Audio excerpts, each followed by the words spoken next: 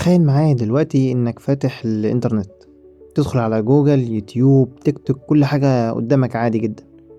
بس هل انت ممكن تصدق ان اللي انت بتشوفه ده ما بيمثلش حتى 5% من الانترنت الحقيقي؟ مش مصدق صح؟ فعلا، 95% من الانترنت احنا اصلا ما بنشوفوش. عالم تاني تماما، مليان اسرار، تجارة، معلومات، وناس بتتحرك فيه كده في الخفاء. العالم ده اسمه ذا دارك ويب او الانترنت المظلم.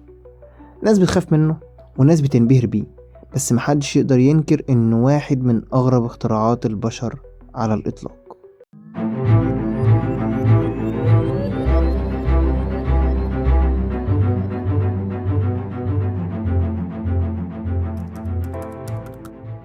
قبل ما نغوص في اعماق الدارك ويب لازم نفهم طبعا الصورة كاملة. الانترنت بيتقسم ل3 طبقات رئيسية. اول طبقة معانا هي السيرفيس ويب، ودي طبعا اللي كلنا بنستخدمها، اللي فيها جوجل، يوتيوب، فيسبوك، وكل المواقع اللي محركات البحث بتقدر توصل لها. دي طبعا الطبقة اللي احنا شايفينها كلنا. اما بقى الطبقة التانية اللي هي الديب ويب، وديت اعمق شوية، فيها قواعد بيانات الشركات، انظمة الجامعات، الحسابات البنكية، الايميلات الخاصة، الحاجات اللي زي كده، كلها مش مرئية طبعا للبحث العام، بس هي قانونية جدا. اما بقى الطبقة التالتة معانا فهي الدارك ويب، وهنا بقى تبدأ القصة الغريبة. الطبقة دي مش هتوصل لها لا بكروم ولا بسفاري، ده لازم لها متصفحات خاصة معينة، زي مثلا حاجة اسمها TOR براوزر أو تور براوزر، الحقيقة مش عارف نطقها ايه. هناك كل حاجة مختلفة، مفيش جوجل، مفيش فيسبوك، ومفيش حتى قانون بمعناه الطبيعي اللي احنا عارفينه. العالم ده بيتحكم فيه الخفاء. طب البداية كانت منين؟ الحقيقة ان دي مفاجأة كبيرة جدا. المفاجأة اللي محدش بيتوقعها ان الانترنت المظلم ما بدأش اصلا كجريمة ولا اختراع شرير، بالعكس، ده هو بدأ كمشروع تابع للبحرية الأمريكية في أوائل الألفينات.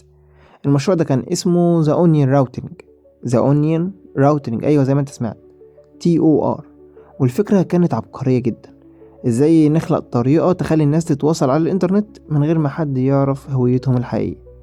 استخدموا فكرة ان البيانات تمر بعدة طبقات تشفير، زي طبقات البصل كده مثلا، علشان كده طبعا سموه ذا اونيون راوتنج. طب الهدف من ده كله كان ايه؟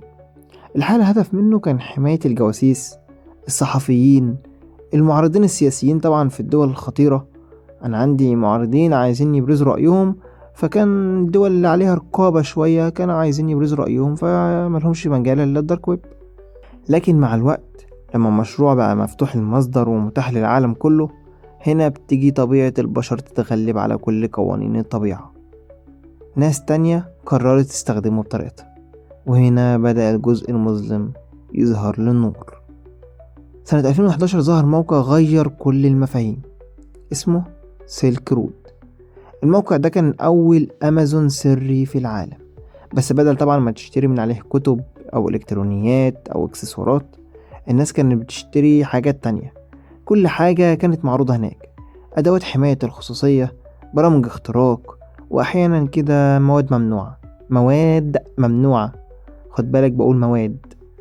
اللي عمل الموقع ده اسمه روس ألبرشت، أو الحقيقة مش عارف اتنطق ازاي كويس، هو أمريكان هاكر يعني عامة.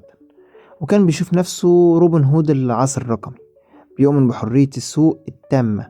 يعني ايه؟ يعني تقدر تشتري، تبيع بحرية. بس الحكومة الأمريكية شافته مجرم بيقود أكبر تجارة غير قانونية على الإنترنت. وبعد مطاردة استمرت 2 سنين، تم القبض عليه في مكتبة عامة في سان فرانسيسكو. الغريب في القصة دي إن لما قبضوا عليه، دي كانت عن طريق تتبع خطأ بسيط في كود الموقع بتاعه. يعني بالرغم من كل أنظمة التشفير دي، يظل الإنسان هو الحلقة الأضعف. فبيجي هنا سؤال كده طبعا لازم نسأله: هي إزاي الناس تقدر تبيع وتشتري من غير ما تسيب أي أثر بنكي أو أي أثر مادي ليها على الدارك ويب؟ هنا دخلت عملة من أشهر العملات اللي احنا عارفينها، البيتكوين. دخلت البيتكوين على الخط، العملة الرقمية اللي اتخلقت علشان تكون بدون وسيط، لا بنك، لا جهة رقابية، ولا هوية. في وقت قصير جدا البيتكوين بقت وسيلة الدفع الرسمية للدارك ويب، لأن كل العمليات بتتم من محفظة مجهول لمحفظة مجهول آخر. لكن مع الوقت اكتشفت الحكومات إنها تقدر تتبع حركات البيتكوين جزئيا حتة بحتة، وهنا بدأت المطاردات الإلكترونية والقبض على أصحاب محافظ ضخمة. ومع كل عملية قبض كانت بتظهر سوق جديدة وموقع جديد. يعني الموضوع ما كانش بيخف، لأ ده كان بيسخن أكتر. دايما العالم المظلم كان بيتجدد، زيه زي الحرب اللي ما بتنتهيش. الناس دايما بتسمع عن الجانب المخيف من الدارك ويب، بس هل القصة كده كلها شر؟ الحقيقة لأ. كان في صحفيين ومعارضين بيستخدموه علشان يوصلوا صوتهم في دول فيها رقابة شديدة زي ما قلنا في الأول، وفي منظمات زي ويكيليكس استخدمت نفس التقنيات لنشر وثائق سرية عن الفساد. كمان في ناس بتستخدمه للحفاظ على الخصوصية ضد تتبع الشركات الكبرى. يعني مش دايما الجانب المظلم هو الشرير، لأ، أحيانا هو الملجأ الأخير للحرية الرقمية. طب ليه الناس بتخاف بقى منه؟ الحقيقة ببساطة وبدون تعقيد، يعني لأن هناك طبعا مفيش قوانين. كل موقع ممكن يختفي في ثانية، كل بيع أصلا ممكن يكون هو بيع وهمي، وكل رسالة ممكن تكون مصيدة. في عالم الدارك ويب مفيش ضمانات، لا أمن ولا حماية ولا حتى مساعدة لو حصلت مصيبة. هو فعلا عالم مظلم بالمعنى الحرفي، مش لأن الناس هناك شريرة، لكن لأن كل حاجة بتحصل في الظل. الإنترنت المظلم هو جزء من العالم اللي احنا صنعناه، لكنه بيورينا وجه التكنولوجيا اللي بنخاف نواجهه. الحرية المطلقة اللي من غير قانون طبيعي جدا إنها تخلق فوضى. هو مش خرافة ومش مجرد مواقع غريبة، هو انعكاس للبشر نفسه، كل الخير والشر اللي فينا لكن مضروب في 10. والسؤال بقى اللي بيختم القصة دي، هل فعلا نخاف من الإنترنت المظلم ولا من الناس اللي بتستخدمه؟ لو القصة دي بقى شدت انتباهك فادينا لايك عشان توصل لأكتر ناس، واشترك في القناة لأننا لسه عندنا قصص أغرب وأعمق من كده. وعندنا طبعا قناة التليجرام، تابعنا عليها علشان تشوف كل الحلقات الجديدة ونتناقش هناك. أنا وليد، ودي كانت واحدة من أغرب القصص اللي حصلت في عالم التكنولوجيا. أشوفكم الحلقة الجاية.